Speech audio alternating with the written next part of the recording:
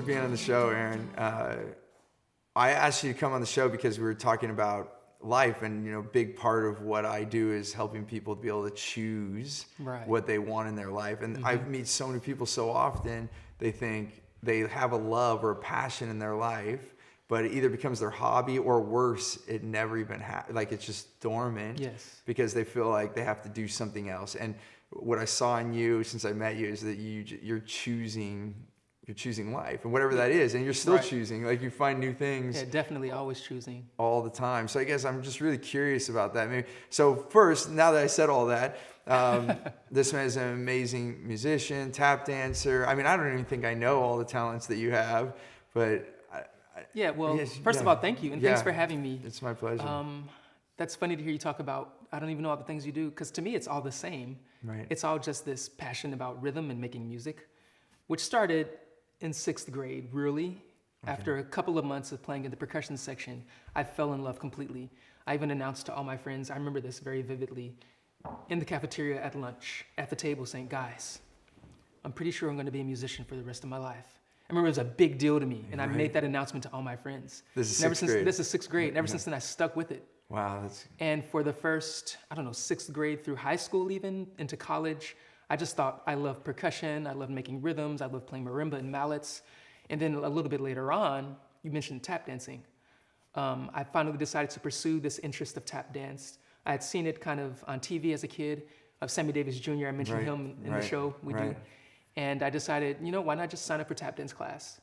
And the music department at that school was right next to the dance department. Okay. So I went to the dance department and said, hey, my name is Aaron, introduced myself to the tap instructor. Can I take tap dance classes? And that started, and it was really hard. I started an intermediate class. He was kind enough to let me start there since I was already a musician, because I had a conflict with the beginning tap dance class. Okay. So after a few months, I found myself at least kind of starting to be able to follow the class, but weight changes, technique, everything is so foreign. And it was more frustrating, probably because I was a musician.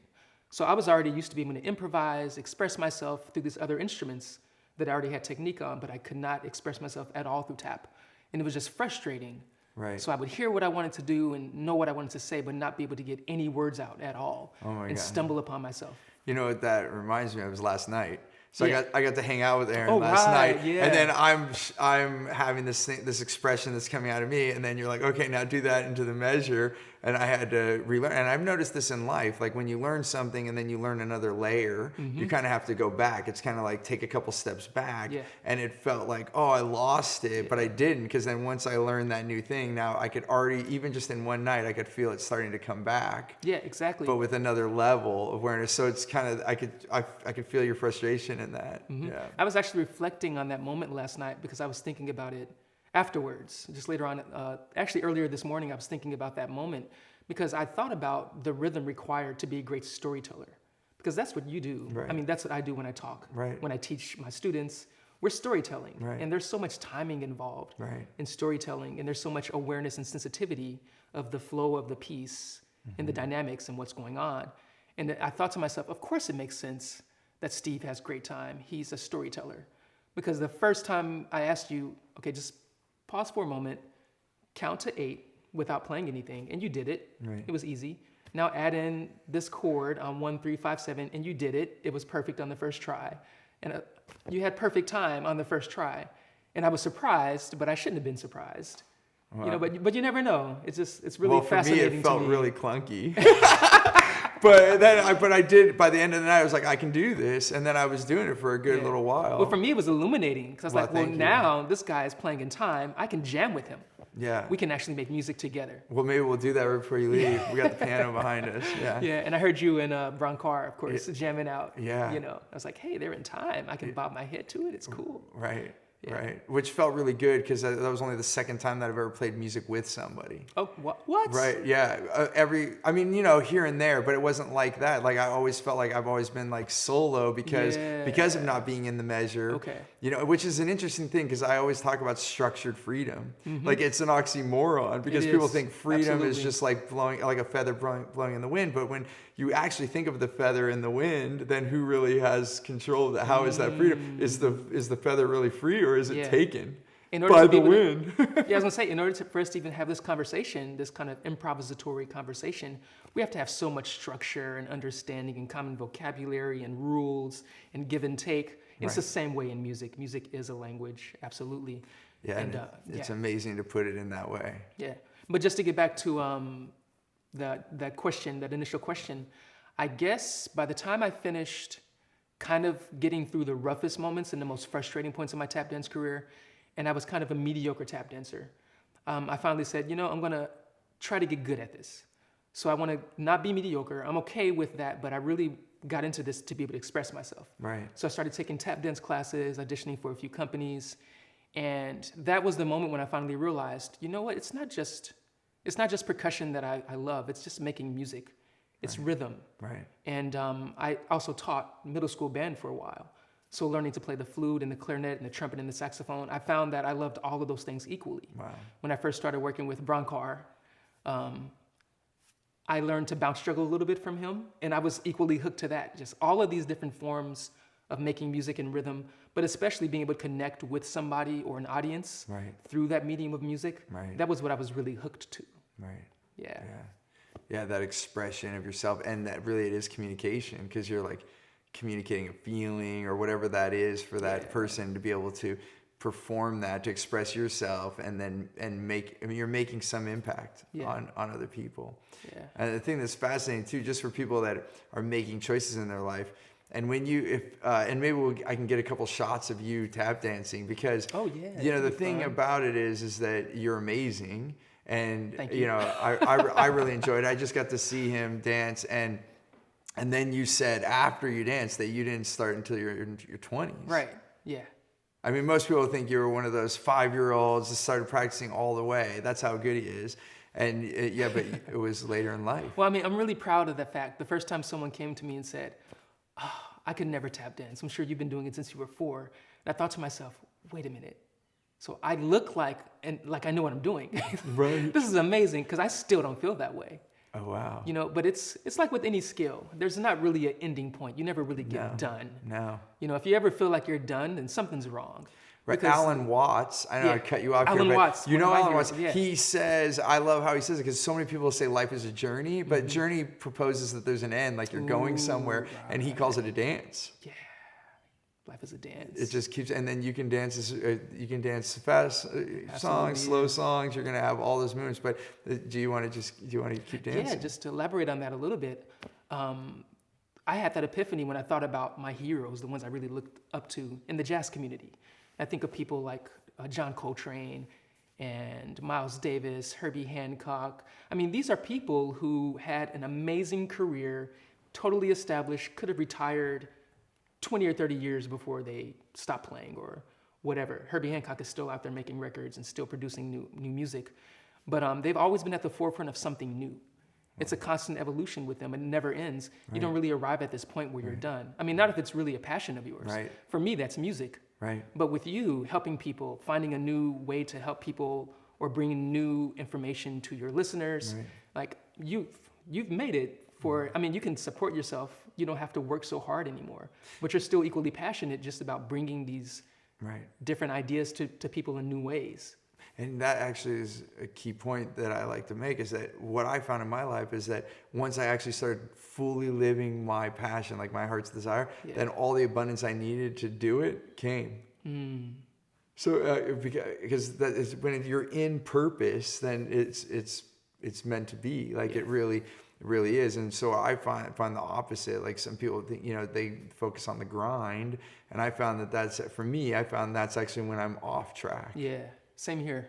Yeah, definitely. it's or it might be like, I don't know if it is, but it's like being out of key or off pitch. Like, then once it's in, you can just hear it. And I have had that, when you have that resonation in your ear, and like when you're singing in harmony with someone, and it's like, oh, it feels so good because it's just, you can feel it. That's a great analogy. That's what it feels like when you're on purpose. So, it's amazing that you're doing it, and that's what I love. And I just want to say, keep doing what you're doing. I know you will, but I believe, like, us showing others in the world that we can choose our passion, and you're doing your music, you're inspiring other people around music. It's a beautiful thing.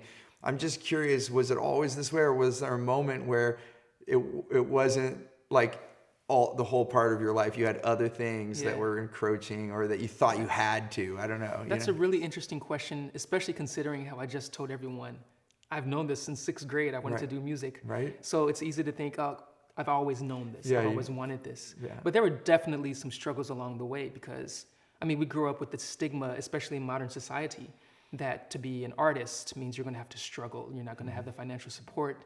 You're going to be homeless for a big stage of your life. It's always going to be a struggle. It doesn't have to be that way. Right. And of course, we see some artists, especially in pop culture, right, that get all this money thrown at them for a variety of reasons. But we think that if someone's just passionate about pursuing their specific craft, that it's going to be a great challenge. Right, right. But what I've learned is exactly what you were saying. The opposite is true.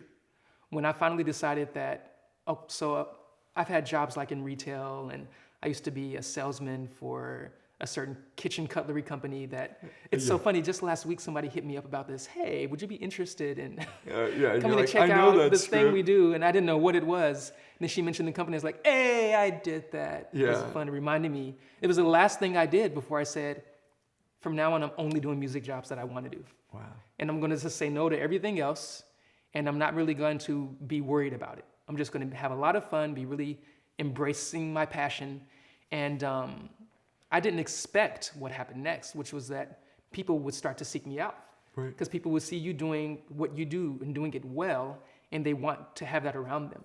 Right. They want me to teach them, or they want me to play for them. Yeah. So one of the cool things that happened was I ended up filming for Coca-Cola. Wow. And people came to me, how'd you get that Coca-Cola gig? Not that I'm promoting Coca-Cola at all. Right. I'm really proud of them for some of the things they do. I don't drink a lot of Coke, but I'm not really a salesman anymore. Right. But I didn't audition for this thing. It just came to me because somebody liked the way I was tap dancing. They liked the vibe I was putting out. Same way with the school where I currently teach. It just kind of fell into my lap, and I investigated it a little bit, and it happened to be a really nice fit. Right. And I'm still there, and it really fits into all the other things I want to do in life. The same thing with a lot of the videos that I make, or the partnership with Braun Carr. Right. I just totally embraced this opportunity. Oh, you beatbox and play music by throwing bouncing balls at a board, and I tap dance, and sure, let's jam together. Right. And it turned into an amazing collaboration.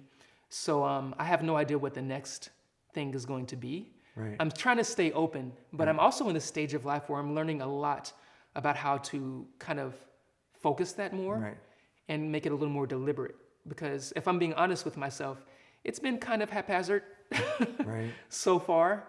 So meeting people like you are kind of helping me to start to focus that a little bit more. Like, what do I really want to do? Right. Like, what control do I want to have? What's my vision? Right. And I have a couple of visions, but I'm not really sure what they are and how to get there. Right. Yeah, so. And that would get more and more clear, I'm sure. And even for me, I can tell you it's the times where it's like a cloud and I'm not sure on my journey. Like, so many people, we come in and out of clarity.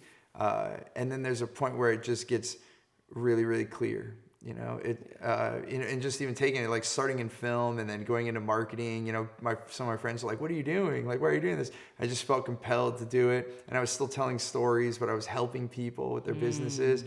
And then people started asking me to teach, like, how did you do this?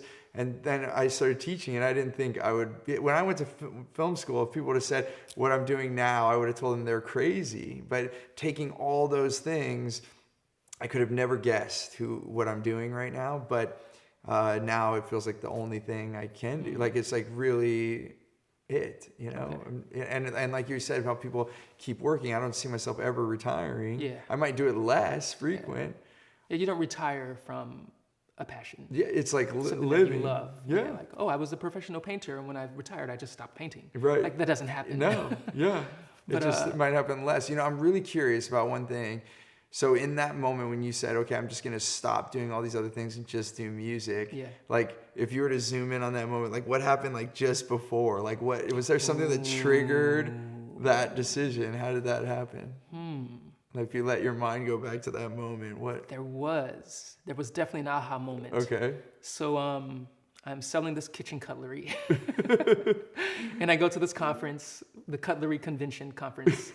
And I'm there, and it's fun. I mean, I love the people I'm working with. Our regional manager was awesome. People are coming up on stage sharing all of their reports, and it's really incredible. Right. But I'm sitting there, and I have this feeling of, like, I don't like doing this. Right. I mean, I'm not a salesman. I love people. I'm naturally more introverted, and I have a stage presence, which is very extroverted. Right. But I'm really naturally introverted. Right. I mean, I would love to just sit in a room and play music all day. Right. Or so for me, having to really get out there and sell this product and persuade people all the time on a constant basis, that was not fulfilling to me. Right. And some people are great at that, and I admire that, and I wish I had more of that sometimes. But I admitted to myself, like, I'm not happy doing this, and I don't know, this is weird. And that I went to 2 conventions actually that summer, 2 conventions for the same company. At the second one, I said, I'm done. After this, I'm just done, and I'm not doing it anymore. I'm just gonna stick with music. And I never really realized that was the moment that happened, but it was at that second convention. Wow. By the time I got back, I was done. Yeah. Yeah, and ever since then, I have not done any music jobs that I didn't enjoy. Wow. Yeah, I mean, I can't say that completely. Every now and then there's a jazz gig where, you're just kind of a cocktail drummer. Okay. But I haven't even done those for a few years now. I finally said, I'm tired of being a cocktail drummer. Right. I want to play music where people listen to me and come to hear me. And I just started saying no to those gigs. That's it. Well, just even that is a moment. Because back when you were at that convention, you would have totally done the cocktail drummer. Yeah, and it's still fun. Yeah, right. But now it's even the next step. Right. There's always that. So even that, which is amazing, because first it was like, I'm not going to do anything but music. Now there's even more preference. Yeah. You've built the ability to now even prefer, like there was a time in your life when it would have been, if it was music, it's better than what I'm doing. Yeah, I keep changing the rules. Kind of like, well, this is fun, this is satisfying, this is fulfilling. I need to be working on this right now. I need to be working on my jazz drumming chops. So I'm going to say yes to this gig. But now it's more of a point where when I say yes to those types of gigs, it's because I really just want to play with this person. Like, this is my favorite piano player. This gig sounds like fun, let's do it. And then sometimes I catch myself and I'm like, oh wait, I didn't ask how much it pays. Right. Because now I'm just doing it because I want to do the gig. And usually it pays enough. I'm like, oh, okay, good. But this is another one of those areas where, like I don't really care as much about the business stuff as I should, or I'm just not as good at handling it. And that's another thing that I'm slowly learning. Right. But it's nice that I'm in a position where I don't have to be worried about being homeless anymore. Because I definitely had those years of like sleeping on a friend's couch or whatever for a few months and slowly working my way up and paying off my credit card debt and all that stuff. So it's definitely been a struggle, but now I'm at a point where I don't have to be worried about those things anymore. Right. And that's really nice. Yeah, that's beautiful. Yeah, and it's also comes to like how we do things. There's so many ways. And that's why when I talk to musicians, and you're not the first that I've talked to where we've made a life for yourself. And so many. I mean, I don't know what the number is. I should look this up at one point. But how many professional musicians there are? There's so many. I mean, people underestimate. It doesn't. You see that one like star name or whatever, and you think if it's not that, then it's not in. But you don't necessarily have to be a household name to have a really awesome, successful life around music. Enjoy everything that you're doing. Exactly. And it depends on what you want. If that's what you want, if you want to be that star, then put your eyes on that and you can focus on that. Yeah. I really, truly believe you can have what you want. And it's just changing that preference, like honing in on the preference, as you're saying, and making it better. And you can do that with having the whatever abundance you want around yourself. That makes me think of my exposure to the speaking world, which I had no idea existed. My first exposure to the speaking world was seeing a TED Talk. Right. Which isn't necessarily the same as what all speakers do. Right. But I didn't realize that there are people who have specialized in storytelling and motivating people. Right. And that's what they focus on and become like one of their greatest skills that they study on a technical level. And I've started meeting more and more people, like you, for example, that I find so inspiring and motivating. And I didn't realize that there was an entire world out there filled with people that are doing this and doing it successfully. Right. And it's exactly the same as the musical world. Right. There are so many tap dancers out there that are making a living tap dancing and teaching tap dancing. And almost every show that I have, someone comes up to me afterwards and said, oh, it's so good to see someone tap dancing again. Bless your heart, it's a lost art form. And they have no idea there's so much more tap dance happening now than there was back then, but you don't see it every day. Right. So it's easy to forget that this is something that's accessible to you. And you can do it if you are interested in it. It's not like you're going to be alone or isolated, but it feels that way, especially when we first make that decision to really pursue it. It feels like you're the only one. Like no one else is there with you. Right. You're doing this, you're rebuilding the wheel, right. reinventing the wheel. But it's not that way with hardly anything. Really, there's so many things, and it blows my mind. Like if there's something that I tell people, if you're interested in something, look it up online. There's probably someone else. The thing that we're so interconnected now, you might have been the one person in your neighborhood or the one person in your city doing it, and you were the odd one out. But then now that you bring the whole world into it, it's rare that you're ever going to be alone. Yeah, and at the same time, we're also different. Right. So we all have such a different skill set. There's lots of people that tap dance. Oops, sorry, I touched my mic. There's lots of people that tap dance and tap dance well and tap dance way better than me. I admit that. I don't mind. I'm still getting better all the time.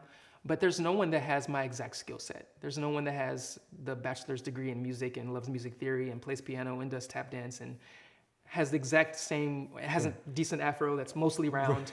For an interview. Right. There's no one that has my exact same skill set. Brother. Yeah. And there's no one that has your exact same skill set, which is why this is so fun to be in this environment and see these cameras set up and hear the way that you're using your skills to kind of get these messages out and help people at specific points at where they are. And it's amazing.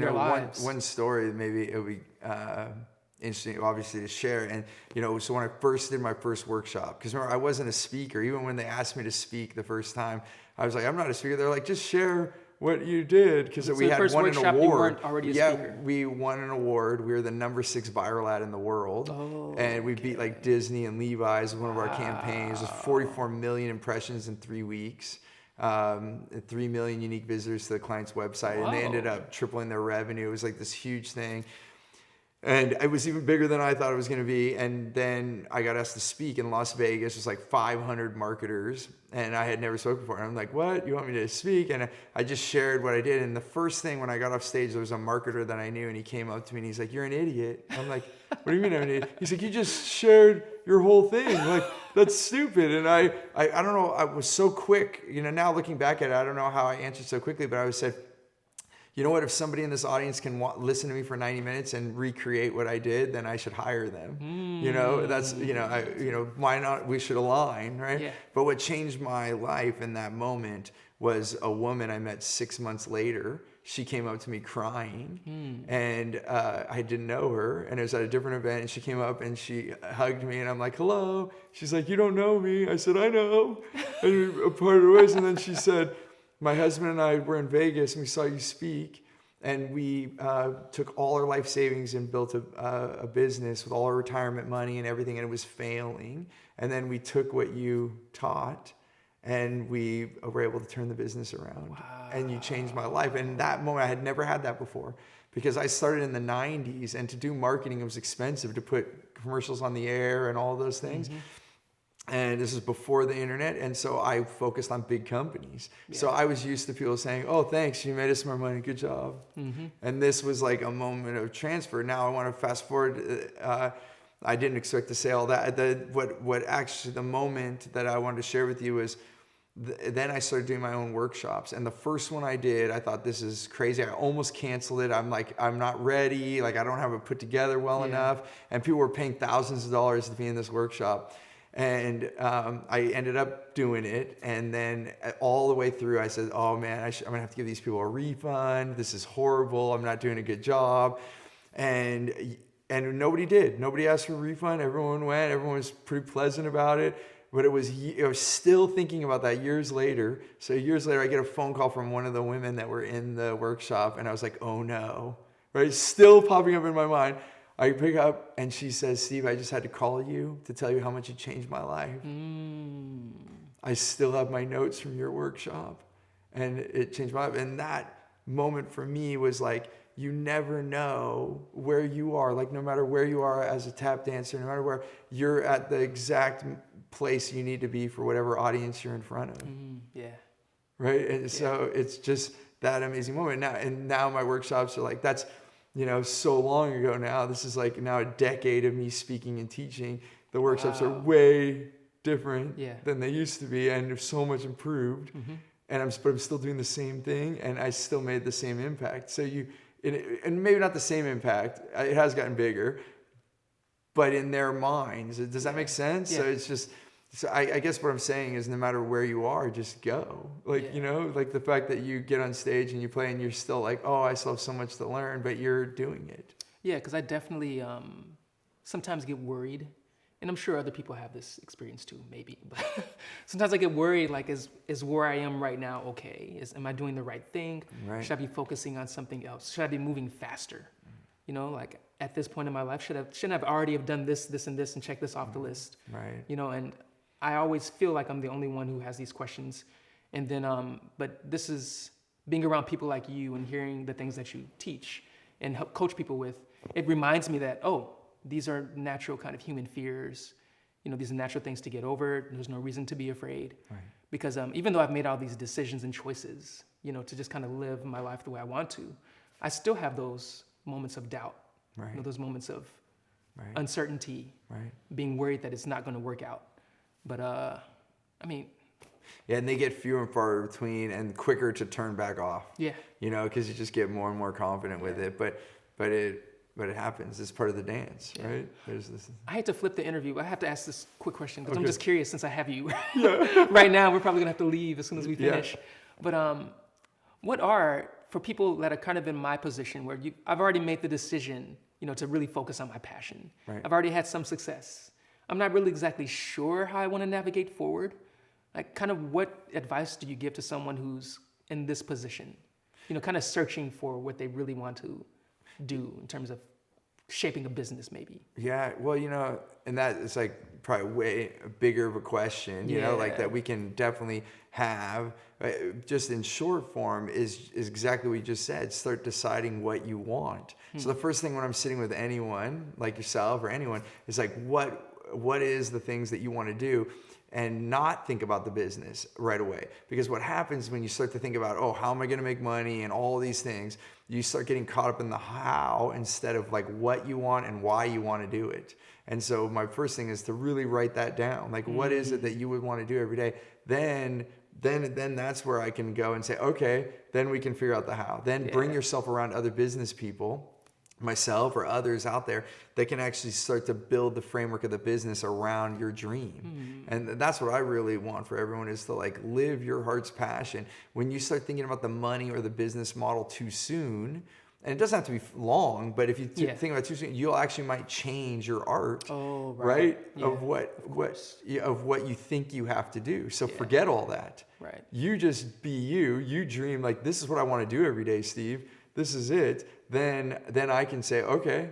And then with all the years of business, we can actually build a frame that would hold that, right? You know, so that would be the first step, is clearly knowing. And for now, it doesn't mean forever, the rest of your life. Like we were talking about, you don't even know what the next thing is. But for right now, what is the thing that really lights you up? And if you could do that every day and be paid and paid well, so you could live the life that you want and be able to do it. So for me, like, being with my family is very important, but living in a box or just even being on the street together, like, so being together is very important, but if we were on the street together, that's still not okay for me, because I want to be able to show my kids so much about the world.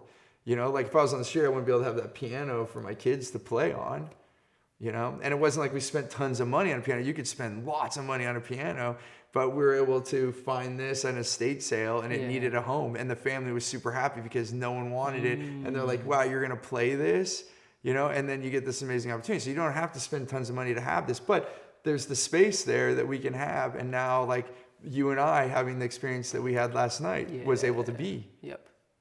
So, so does that make sense? Yeah, that makes perfect sense. That's where you start. And that's the first step for everyone. I always start with that first step and write that down. Like, what are the out things of your head and out of kind of imagination landing. And it might be 3 things or 5 things that you really like doing. And then we can hone in on like which one could be the one that could actually monetarily like make everything work. And the thing I will say is, when you follow your heart, and I truly believe this, because when I started doing it, more abundance came my way. Yeah. So before living here where you are with me, I was working hard, I had less, I was making less, and I was working way, way harder to hold on to all those things. And then when I released that, kind of like what you said, no matter what, I'm only going to do music, right? I did the same thing. I said, no matter what, I'm going to make sure that my business works around my family life, even if I have to lose money. Yeah. I even said, and I said, and then the craziest thing happened. I made more money. I even remember when it happened, I had my accountant like re-add everything up. I said, something's wrong. There's no way I made that much. And then, and then he's like, no, the numbers are right. And I was like, wow. So it even shocked me. It was like, no way. How did I make more when I was not working as much? Because I was doing the right thing at the right moment. Yeah. So does that help? Yeah, that helps a lot, because also it makes me feel like I was correct in my self-analysis about kind of haphazardly, finding this trajectory and deciding to just go in this route. Because there does need to be some clear focus time to sit down and really look at, what am I most passionate about? What do I really want to do? Right. What do I see myself realistically doing that really lights me up? Right. It gives me that feeling all the time. Right. Because I haven't concretely done that. I think about it all the time. I've even written down a few goals, but I haven't really committed myself to finding something that makes me super happy that I want to commit to pursuing. Right. I just kind of go with this, like, this is cool, this is fun, I'm going to work on this more. So that's the next step. And you can still have that eclectic feel. You can still pull things in. Yeah. I always will. Yeah, right. I mean, it's like the thing, when I learn something new, I bring it right into my workshops almost instantaneously. Like I'll just bring a new thing. So not one of my workshops is the same. Every one, I do them once a quarter, my More Business, More Life course. Yeah. Every quarter, it evolves to the next level. Okay. And people do come back. And I've had people that went a couple of years ago, and then they come, and they're like, oh my gosh, I love that you did this. And because I'm changing it every time. So let that be. But the key thing is, no matter what, like if you put down what you love to do and you're like, I don't know how I'm going to make money doing that, that's okay. Yeah. Put that down first, and then you find the right person that's going to do it. And so then I look for who's done this before. Mm-hmm. And most likely you'll find someone. If in the rare case you have something so innovative that no one else has done that, then you look for the next closest thing, and then you go and you ask them to shadow them. Can I work with you? Can I follow you around for a day? When can I hang out with you for a weekend? Or if they are a coach, can you pay them and have them? I like to pay my coaches because when I call, they pick up. Right? Right? Instead of like, hey, can you help me here and there? Or even if I did do that, then I went and I served them however I can. Can I help at your event? Can I do something? But that's the second step. Once you find what you want, then find someone that has it. Okay. First step is figure out what you want, no matter what or how silly it sounds to you, if you think you're going to be able to earn or do what you want, and then find someone as close to it as you can. Yeah. Finding someone as close to it as you can. Is that more for motivation or more for coaching? Is it like finding the expert that can teach you the skill? It could be either one. Like I spoke virtually in India. They brought me on a video conference in this whole room, and then people were interacting with me, and I told this exact thing. And then a female wrote me, and she said, I want to be a race car mechanic, like full on, like in the Indy racing car, like through Europe and America. And she's like, how do I do that? And I said, well, who's your favorite mechanic? And then she said the name, and I didn't know this. I didn't follow racing that much. And then I said, well, that's who you need to meet. And she said, well, I don't know how I'm going to do that. Like, there's no way I'm a woman in India. Like, there's no way I'm going to be able to do that. I said, the people are people. Like, and one thing I learned in film school from one of my film teachers is like, we're all human. You can reach anyone in this planet. And so I just gave her that encouragement. I said, maybe you're not going to meet that person right away, but who's the closest mechanic that you can get to right now? And then she wrote me, and she worked her way up to working as assistant in another racing.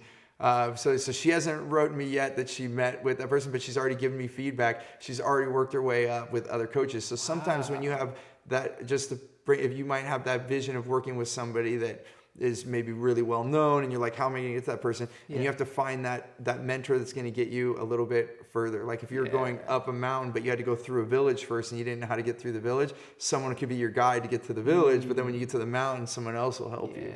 Right? So it's okay to find multiple people to be there for you. So so you just find the closest one and see if you can learn. And there's some of my teachers I've outgrown.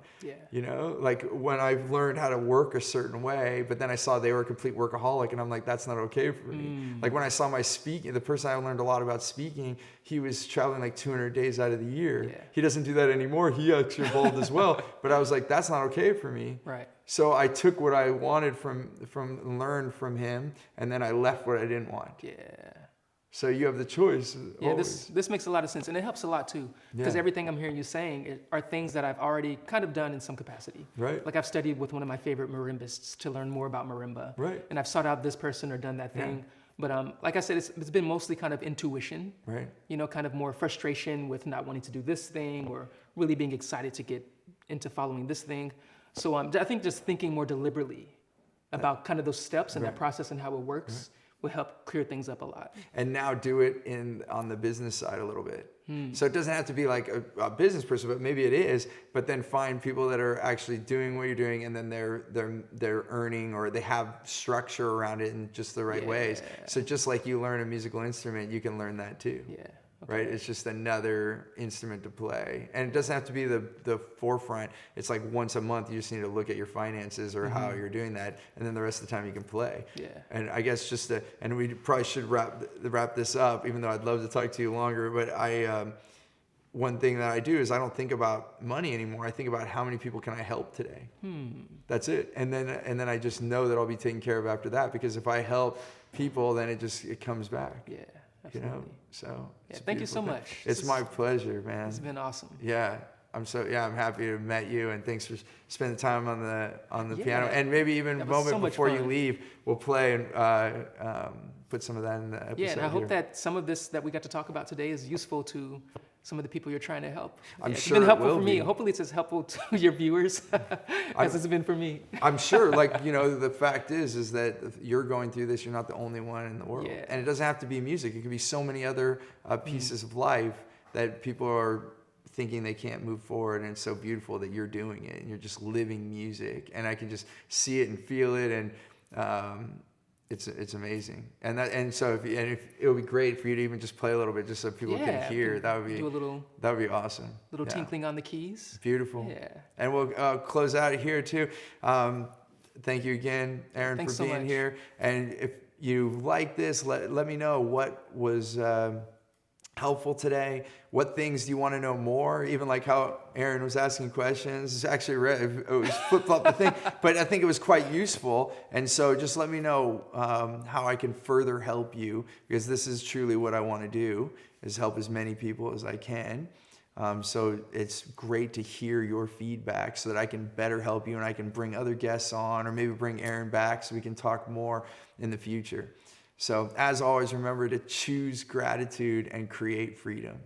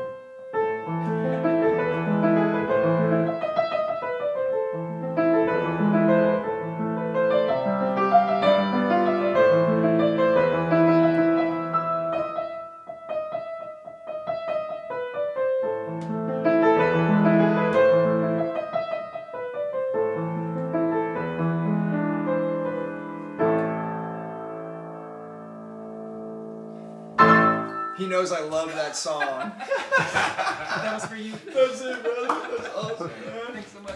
Yeah.